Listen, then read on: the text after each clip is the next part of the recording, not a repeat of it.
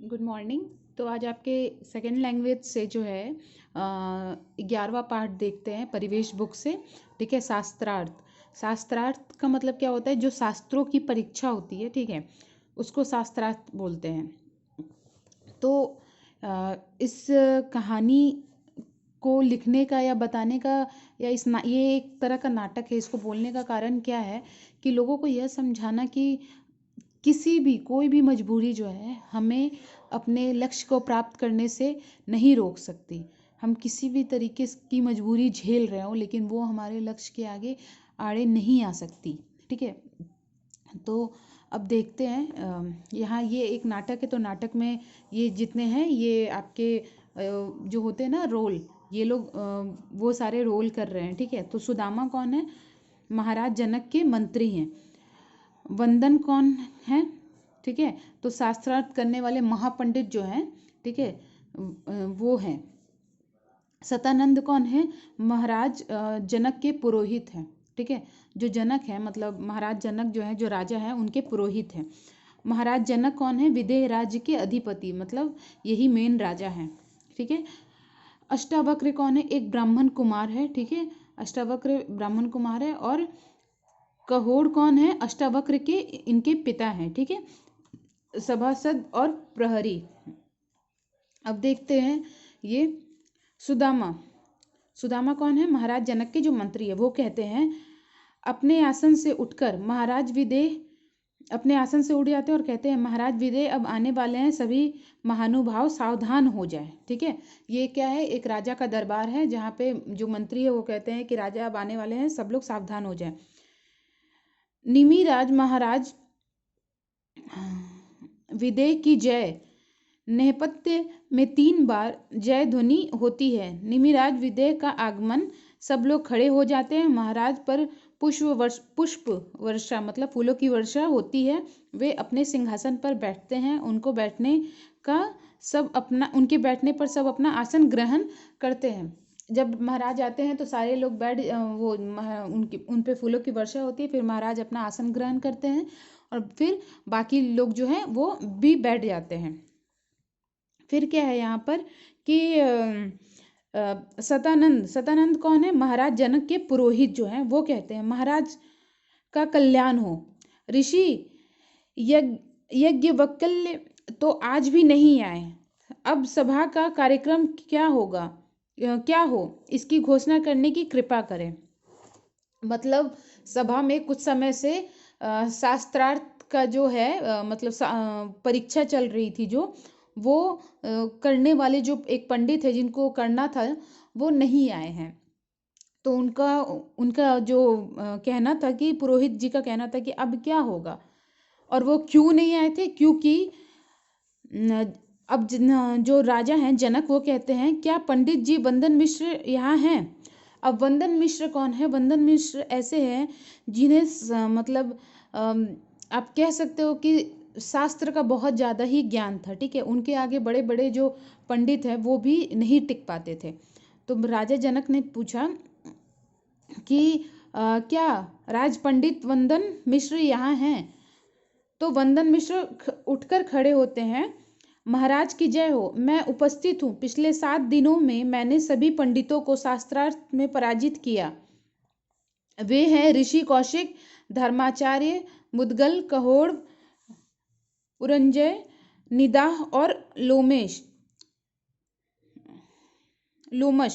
इस शास्त्रार्थ के नियम अनुसार वे सभी पराजित होने पर नदी में डुबो दिए गए।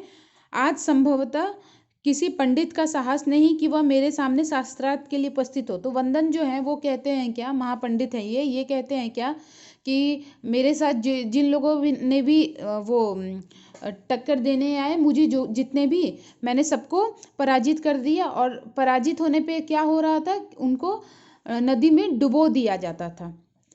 तो वो कहते हैं अब सब लोग मुझसे डर चुके हैं तो कोई नहीं मेरे सामने आ रहा है।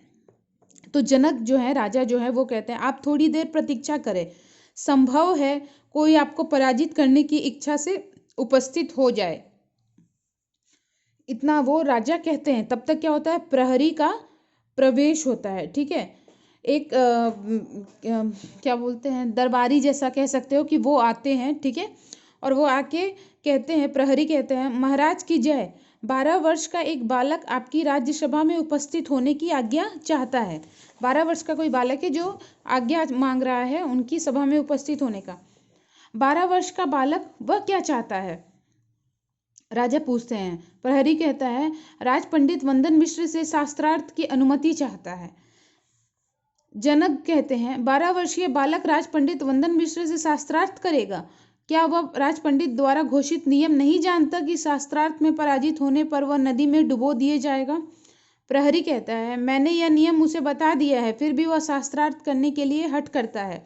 जनक, वह पागल तो नहीं? प्रहरी कहता है, महाराज, वह पागल तो नहीं लगता, किंतु उसका शरीर 8 स्थानों से टेढ़ा है। जनक कहते हैं, उसका क्या नाम है? प्रहरी बोलता है, उसने अपना नाम अष्टावक्र बतलाया है। जो वो बालक था उसकी जो शरीर थी वो 8 जगहों से टेढ़ी थी, उसके शरीर की 8 हड्डियां टूटी हुई थी और 8 जगहों से उसकी शरीर जो थी वो टेढ़ी थी, ठीक है। वंदन जो है, जो महापंडित थे जिनके साथ सब हार जाते थे जिनके सामने, वो कहते हैं, ऐसे टेढ़े शरीर वाला मुझे क्या शास्त्रार्थ करेगा? मुझसे क्या शास्त्रार्थ करेगा? सारे पंडित सतानंद के संकेतों में जिज्ञासा प्रकट करते हैं। तो ये बात जब वो बोलते हैं तो बाकी लोग भी यही, वहाँ जितने दरबार में लोग बैठे रहते हैं वो लोग भी यही बोलते हैं, हाँ ये तो सही बोल रहे हैं। जब अच्छे अच्छे लोग नहीं कर पाए तो ये जिसका शरीर टेढ़ा है ये क्या उनसे शास्त्रार्थ करेगा? तो सतानंद कहते हैं, महाराज, पंडित के मन में जिज्ञासा। सतानंद कौन है? जो राजा के पुरोहित है, ठीक है। वो कहते हैं, पंडितों के मन में जिज्ञासा है कि वह बालक कौन है और कैसा है, यदि आज्ञा हो तो उसे बुलवा लिया जाए। जनक कहते हैं, उसका अपमान नहीं होना चाहिए। प्रहरी से कहते हैं, ठीक है, अच्छा उसे भेजो। प्रहरी कहता है, महाराज की जय हो, और वो चला जाता है। फिर क्या होता है, अष्टावक्र जो होता है, जो बालक है, उसका प्रवेश होता है। उसका शरीर 8 स्थानों से टेढ़ा है। वह मृग चर्म लपेटे हुए आता है। वो मृग का जो चमड़ा होता है वो अपने शरीर पे लपेट कर आता है, ठीक है। और उसका जो शरीर है वो 8 जगहों से टूटा हुआ होता है। अष्टावक्र कहता है, महाराज मुझे अष्टावक्र के हाथ उठाकर, महाराज का कल्याण हो, कहता है। जनक, स्वागत है ब्राह्मण कुमार। अष्टावक्र को देखकर वहां जितने पंडित थे सब लोग हंसने लगते हैं।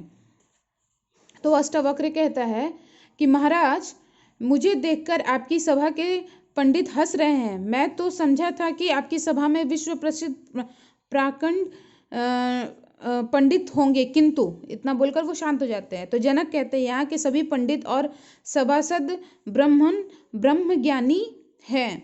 तो अष्टावक्र कहते हैं, राजन, ब्रह्मज्ञानी तो वे कहलाते हैं जो शरीर में शुद्ध और निर्विकार आत्मा को पहचानते हैं। जो केवल चमड़े से ढके शरीर को देखते हुए ब्रह्मज्ञानी कैसे हुए? अष्टावक्र कहते हैं कि ये कैसी ब्रह्मज्ञानी हुए, ठीक है। ब्रह्मज्ञानी जो होते हैं या ब्राह्मण ज्ञानी जो होते हैं वो लोग क्या करते हैं, वो लोग शरीर की सुंदरता, ऊपर की सुंदरता नहीं देखते, वो लोग अंदर की सुंदरता देखते हैं। लेकिन ये लोग तो ऊपरी सुंदरता, मतलब मेरे शरीर की बनावट देखकर हंस रहे हैं, तो ये लोग ज्ञानी थोड़ी हुए। तो जनक कहते हैं, तुम सत्य कहते हो ब्राह्मण कुमार, तुम ज्ञानी हो, आओ इस आसन पर बैठो। फिर अष्टावक्र क्या कहते हैं, महाराज का कल्याण हो। अष्टावक्र आसन पर बैठते हैं। जनक जो है, राजा जो है, वो कहते हैं, अपना परिचय दो ब्राह्मण कुमार। अष्टावक्र कहते हैं, राजन, मेरे पिता महापंडित कहोर, ठीक है, जो कि ये भी कहोर जो है ये भी हार चुके थे वंदन जी से, वंदन मिश्र से, ठीक है, कहोर हैं, और मेरे नाना महर्षि उद्दालक हैं। वंदन कहते हैं, वे मुझसे शास्त्रार्थ में पराजित हुए थे और दंड स्वरूप नदी में डुबो दिए गए। अष्टावक्र कहते हैं, हाँ, इसकी सूचना मेरी माँ सुजाता ने सिसकियाँ लेते हुए मुझे दी थी और इसलिए महापंडित वंदन से बदला लेने के लिए मैं यहाँ आया हूँ। जनक कहते हैं, तो क्या तुम महापंडित वंदन से शास्त्रार्थ करोगे? यह जान लो कि पराजित होने पर तुम्हारी भी वही दशा होगी जो तुम्हारे पिता की हुई है। अष्टावक्र कहता है, मैं यह जानता हूँ। जनक जो है वो कहते हैं, राजा, फिर तुम अपने विपक्षी की प्रवचन शक्ति को जाने बिना कैसे शास्त्रार्थ करने के लिए प्रस्तुत हो। बहुत से पंडित आचार्य वंदन का प्रभाव देख चुके हैं। राजा उनको बहुत बार क्या सावधान करते हैं, ठीक है। अष्टावक्र कहता है, अभी आचार्य वंदन को हम जैसों के शास्त्रार्थ करने का अवसर नहीं मिला है। वो जब ऐसा बोलते तो वंदन मिश्र कहते हैं, ब्राह्मण कुमार, अधिक अभिमान की बातें मत करो। मुझे तुम पर दया आती है और मुझसे शास्त्रार्थ कर क्यों अपने जीवन का अंत करना चाहते हो? तुम अभी बालक हो।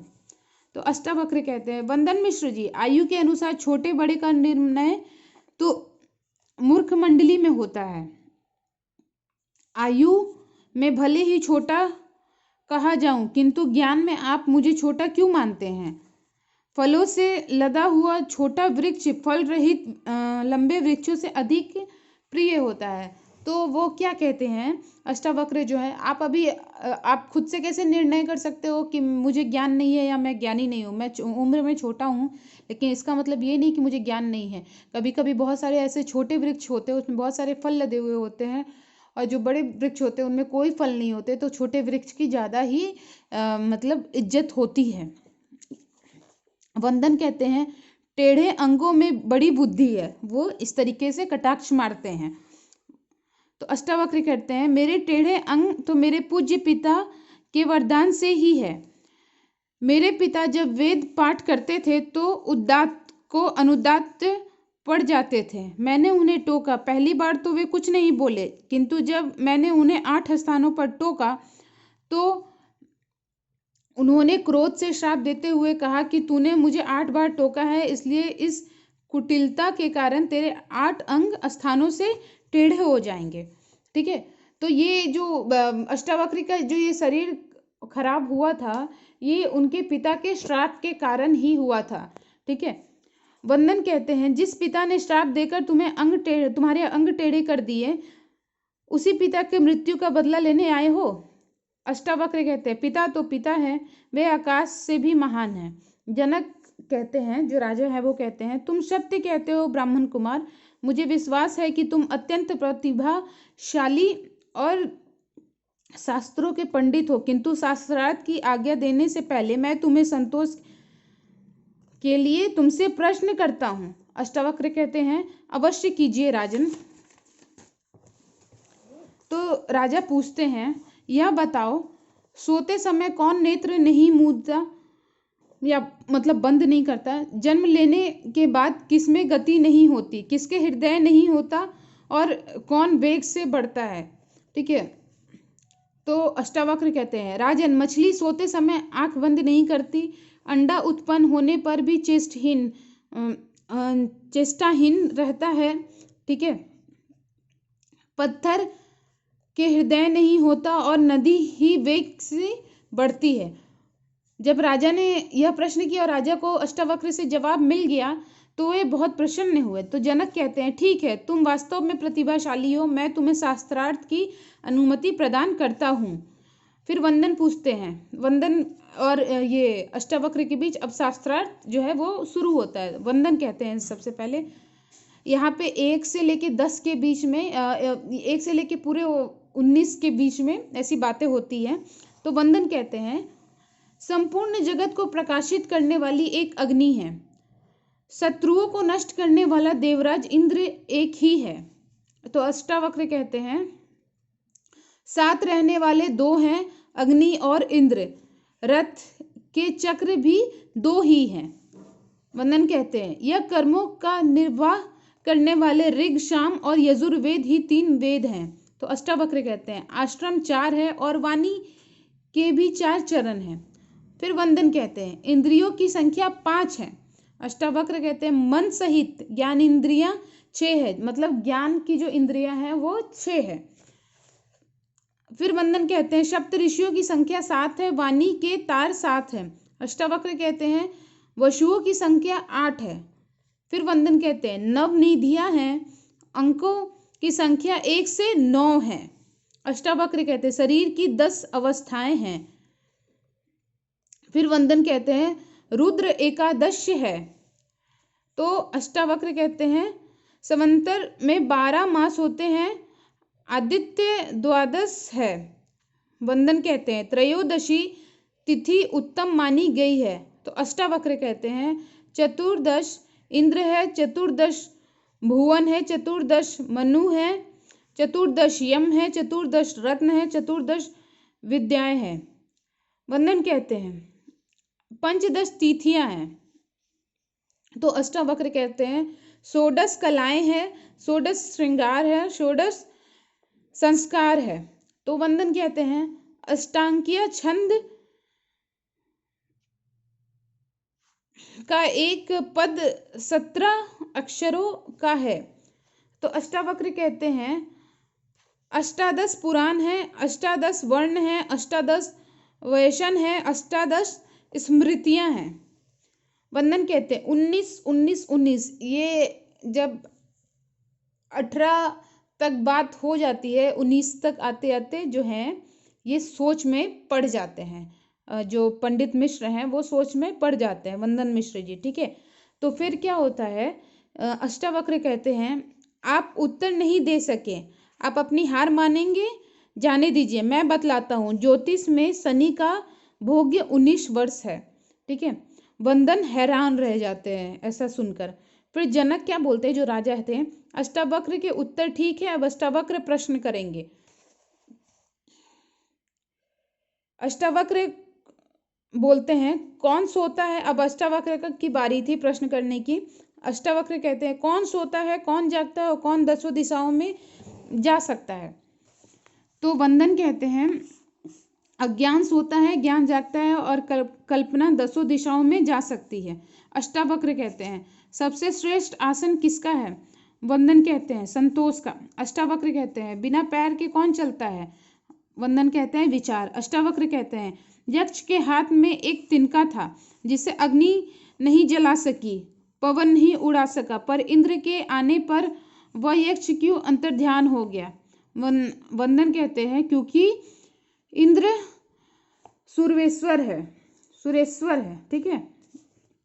तो अष्टावक्र कहते हैं यह उत्तर ठीक नहीं है। तो जनक कहते हैं हाँ उत्तर ठीक नहीं है। यक्ष इसलिए अदृश्य हो गए क्योंकि अग्नि और वायु की अपेक्षा इंद्र अधिक अभिमानी थे और अभिमानियों से साक्षात्कार करना यक्ष के सम्मान के प्रतिकूल नहीं था, ठीक है। तो अष्टावक्र कहते हैं पंडित राजवंदन, यक्ष के अदृश्य होने पर जो सुंदरी प्रकट हुई वह कौन थी। वंदन कहते हैं उमा। अष्टावक्र कहते हैं यह उमा कौन थी, पर्वतराज हेमवान की पुत्री। तो वंदन कहते हैं हाँ पार्वती। तो अष्टावक्र कहते हैं राजा से कहते हैं पंडित राजवंदन का उत्तर ठीक नहीं है।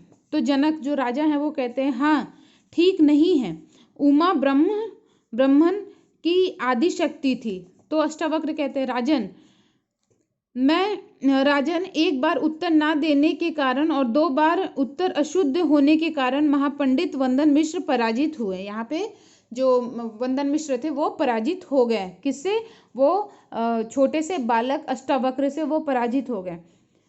तो जनक कहते हैं निसंदेह उत्तर ना देने के कारण पंडित वंदन मिश्र पराजित हुए हैं। सभा में क्या हुआ कि सभा में सब लोग अष्टावक्र की जय जयकार करने लगे। अष्टावक्र कहते हैं यह मेरा सौभाग्य है कि मैं अपने पिता का प्रतिशोध ले सका, मतलब पिता का बदला ले सका। जनक से कहते हैं राजन शास्त्रार्थ के नियमानुसार पंडित राजवंदन को पराजित होने पर नदी में डुबोए जाने की आज्ञा प्रदान करें। वंदन कहते हैं वंदन जो है वो उन्हें तो अंदर ही अंदर बहुत इस चीज के लिए गुस्सा आ रहा था, तो वो घिघियाते हुए महाराज मतलब कर रहे थे, ठीक है। तो जनक क्या कहते हैं, जो राजा हैं, महापंडित अष्टावक्र ही आपको क्षमा कर सकते हैं। वंदन कहते हैं फिर अष्टावक्र को बोलते हैं महापंडित अष्टावक्र जी, मैं आपसे विनम्रता पूर्वक क्षमा मांगता हूँ। अष्टावक्र कहते हैं आपने पंडितों और मेरे पिता को शास्त्रार्थ में पराजित होने पर क्षमा किया था। तो वंदन कहते हैं कि ठीक है, अब जो सच्चाई है मैं वो आपको बताता हूँ। राजन, अब मैं सारा रहस्य उद्घाटित करता हूँ। महाराज जनक वरुण का पुत्र हूँ। मैं राजा वरुण का पुत्र हूँ। उनके यहाँ भी 12 वर्षों में पूर्ण होने वाला यज्ञ चल रहा था। उस यज्ञ के अनुष्ठान के लिए मुझे 7 श्रेष्ठ पंडितों की आवश्यकता थी। जल में डुबोने के बहाने मैंने उन्हें उस यज्ञ में भेज दिया। वे सब वरुण का यज्ञ पूर्ण कर लौट रहे होंगे। तो जो स्टार्टिंग में बात हुई थी कि इनसे जितने लोग हारे उनको नदी में डुबो दिया गया, तो ऐसी कोई बात नहीं थी। इन्होंने यज्ञ को पूर्ण करने के लिए उन 7 पंडितों को भेजा था। तो जनक राजा कहते हैं यदि ऐसी बात है तो सातों पंडितों को लेकर आओ। तो वंदन कहते हैं मैं अभी जाता हूँ। फिर वो वंदन पुनः आते हैं और कहते हैं महाराज की जय हो। जो पंडित सारथात ने मुझसे पराजित हुए थे वे सभी आपकी सेवा में उपस्थित है। मेरा अपराध क्षमा कीजिए। तो सुदामा जो है, ठीक है, जो मंत्री हैं, वो कहते हैं, मंत्री ही थे ना, हाँ, महाराज जनक के मंत्री हैं, वो कहते हैं क्षमा के योग्य तो यह कार्य नहीं, किंतु सभी पंडितों के जीवित और स्वस्थ रहने के उपलक्ष्य में क्षमा करने की बात सोची जा सकती है। फिर 7 पंडित एक स्वर में बोलते हैं महाराज का कल्याण हो। फिर कहोर जो होते हैं अष्टावक्र के पिता, वो कहते हैं मैंने सुना है कि मेरा बेटा अष्टवक्र ने शास्त्रार्थ में महापंडित मिश्र को पराजित कर मेरी हार का बदला ले लिया। वंदन कहते हैं उसको आपने श्राप देकर अष्टावक्र बना दिया, ठीक है, उसका शरीर मतलब खराब कर दिया। तो अष्टावक्र गुस्से में कहते हैं महापंडित वंदन मिश्र पिता और पुत्र के बीच में बोलने का आपको कोई अधिकार नहीं है। तो कहोर कहते हैं हाँ अष्टावक्र, मस्तिष्क से तुम जितने प्रखर हो, हृदय से उतने ही निर्मल। तुम जैसे पुत्रों से ही पिता कृतार्थ होते हैं। मैं तो कामना करता हूँ कि भारत के प्रत्येक पिता को ऐसे पुत्र की प्राप्ति हो। मतलब तुमने मेरा बदला लिया, तुम्हारे जैसा पुत्र हर पिता को मिले।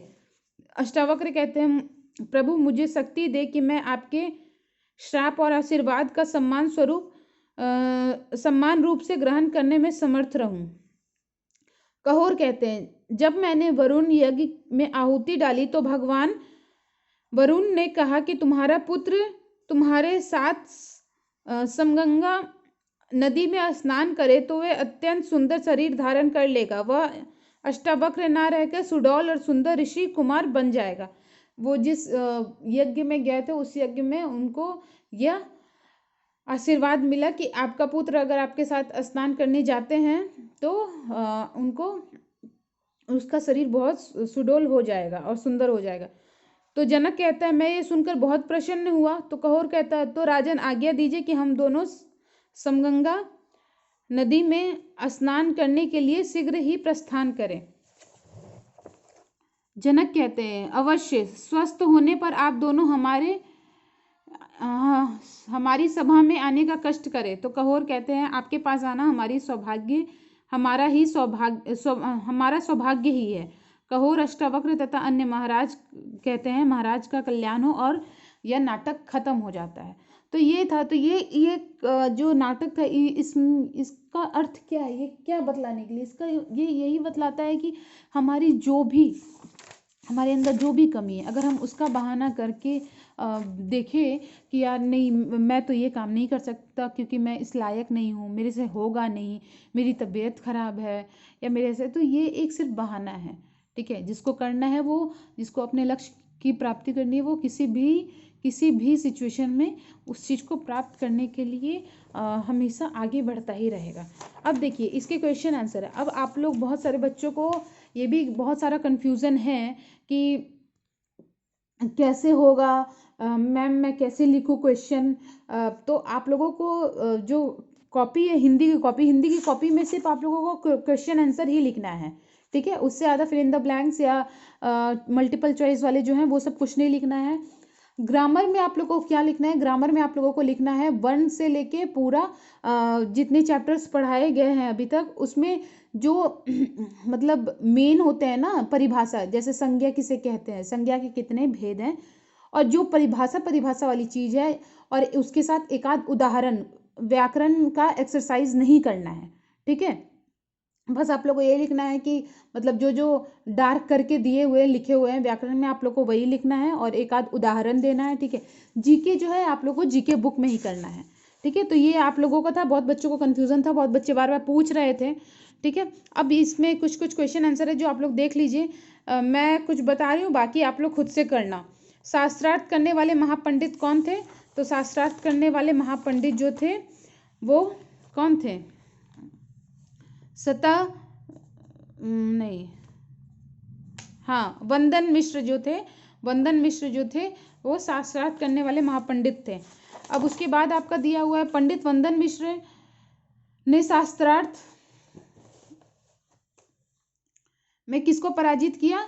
तो बहुत लोगों को पराजित किया था, जिसमें कि यहाँ पे आपके नाम दिए हुए हैं, ऋषि कौशिक, धर्माचार्य, मुदगल, कहोड़, पुरंजय, निदाह और लोमश को, ठीक है।